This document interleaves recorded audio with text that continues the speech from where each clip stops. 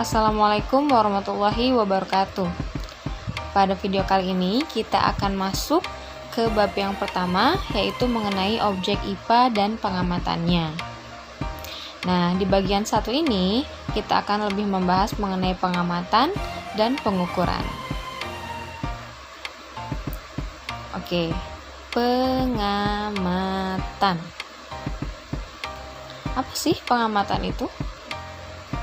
Nah, pengamatan adalah kegiatan mengamati, melihat, mencatat objek yang diamati seperti makhluk hidup atau benda tak hidup yang ada di sekitar kita. Misalnya, kita mengamati ciri-ciri dari ayam, misalnya itu. Atau kita melihat perbedaan dari telur bebek dan telur ayam, misalnya contohnya seperti itu termasuk pengamatan. Nah, di sini pengamatan terbagi menjadi dua, ada pengamatan kualitatif dan ada pengamatan kuantitatif. Apa bedanya? Oke, pengamatan kualitatif ciri-cirinya adalah satu, dilakukan dengan menggunakan alat indera. Alat indera apa aja? Mata digunakan untuk melihat atau mengamati, hidung digunakan untuk membaui atau mencium, telinga untuk mendengar, lidah untuk mengecap, dan kulit untuk meraba. Dilakukan dengan menggunakan alat indera kualitatif ini atau perpanjangannya. Nah, pengamatan kualitatif akan menghasilkan data kualitatif juga, yaitu data yang berisi penjelasan atau deskripsi dari suatu objek benda yang biasanya sulit untuk diukur. Maksudnya apa sih data kualitatif ini? Nah, kita lihat contohnya ya. Contoh, seorang siswa sedang mengamati seekor ayam. Siswa tersebut mengamati ayam dengan menggunakan alat inderanya, berarti pengamatan kualitatif. Nah, dia menggunakan mata, hidung, telinga, dan kulit. Nah, setelah diamati, siswa tersebut mendapatkan data mengenai ayam. Karena ini pengamatan kualitatif, tentu data yang dihasilkan adalah data kualitatif juga. Nah, ayam itu berbentuk kecil katanya, berbulu halus dan mengkilap, memiliki paruh yang runcing, berkaki dua, memiliki bau yang tidak sedap, dan bersuara kok-kok-kok. Nah, dari data-data yang didapatkan, data-data tersebut sulit untuk diukur. Misalnya, berbulu halus dan mengkilap. Nah, seberapa halus dan seberapa mengkilap tidak bisa diukur. Lalu, memiliki bau yang tidak sedap. Nah, seberapa bau sih? Nah, itu sangat sulit untuk diukur. Tidak ada ukuran bau atau harum. Lalu, bersuara kok-kok-kok, tentu saja tidak ada ukurannya ya. Oke, kita lanjut ya. Selanjutnya adalah pengamatan kuantitatif. Apa sih pengamatan kuantitatif? Pengamatan kuantitatif apakah sama dengan pengukuran? Nah, kita lihat dulu ciri-ciri dari pengamatan kuantitatif. Pertama, menggunakan alat ukur. Kalau tadi pengamatan kualitatif menggunakan alat indera, kita di pengamatan kuantitatif membutuhkan yang namanya alat ukur. Contohnya nih, di samping ini ada gambar neraca. Neraca itu adalah alat ukur untuk massa, misalnya itu berapa berat dari atau berapa massa dari gula ini atau berapa massa dari suatu benda. Nah, lalu ada jangka sorong untuk mengukur ketebalan, untuk mengukur kedalaman suatu objek.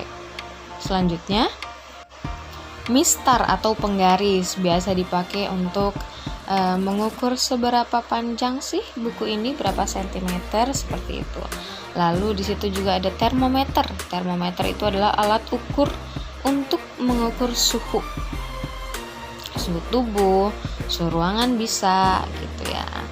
Nah, yang kedua, data yang dihasilkan adalah data kuantitatif. Data kuantitatif adalah data yang sudah jelas ukurannya ya, sudah terukur.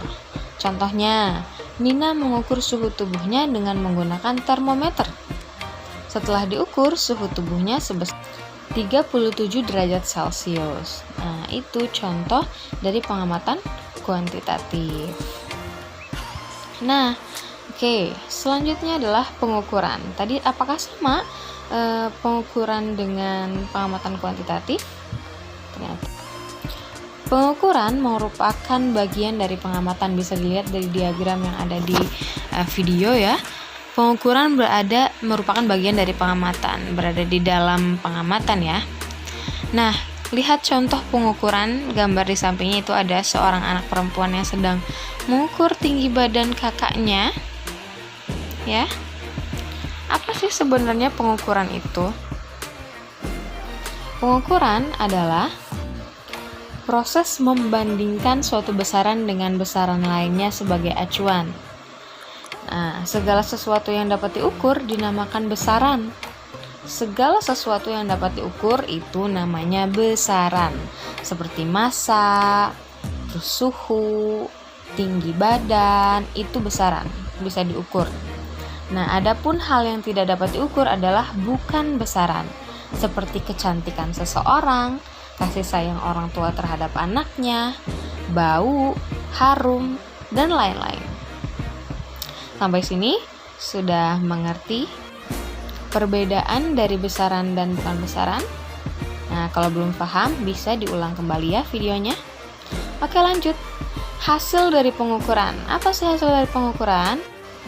Nah, hasil dari pengukuran itu berupa angka dan satuan. Misalnya, panjang sebuah meja adalah 100 cm. Nah, itu kan hasil pengukuran. 100 cm. 100 itu adalah angka, ya kan? 1, 2, 3, 4, 50, 100 angka kan? Dan satuan itu adalah cm, meter, derajat Celcius, misalnya seperti itu. Satuan adalah sesuatu yang digunakan sebagai pembanding dalam sebuah pengukuran. Oke, macam-macam satuan. Satuan itu ada satuan baku dan satuan tidak baku. Apa sih satuan baku itu? Satuan baku itu adalah satuan yang sudah terstandar, seperti meter, sentimeter, second, Kelvin, dan lain-lain. Sedangkan satuan yang tidak baku adalah satuan yang tidak terstandar, seperti jengkal, depa, bakul, dan lain-lain. Nah, kenapa satuan ini disebut tidak standar? Karena setiap orang memiliki standarnya masing-masing. Bisa saja satu jengkalnya saya tidak sama kan dengan satu jengkalnya anak-anak sekalian gitu. Satu depanya saya tidak sama dengan satu depanya orang lain, seperti itu. Makanya tidak terstandarkan, berbeda-beda hasilnya.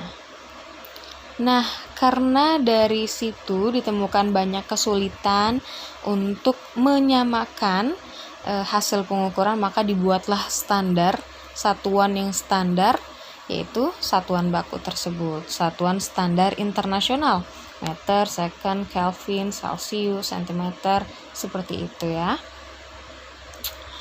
Oke, kita tadi sudah dari hasil pengukuran, sekarang kita ada latihan soal. Nah, latihan soalnya yang pertama, apa yang dimaksud dengan metode ilmiah?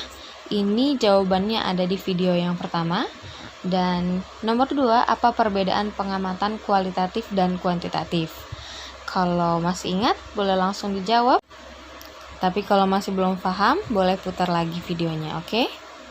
Selamat mengerjakan semuanya.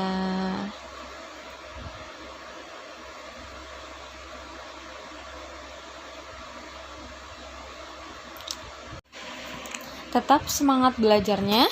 Jangan lupa like, komen, dan subscribe channel ini.